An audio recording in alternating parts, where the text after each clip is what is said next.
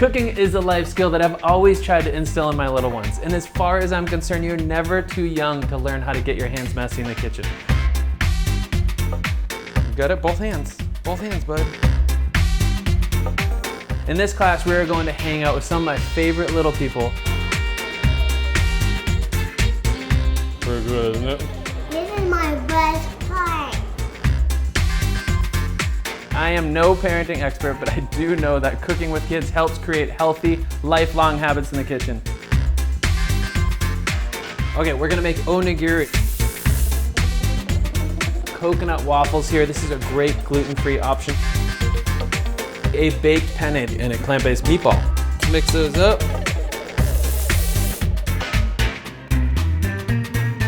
You ready, Coco Papa? Yeah.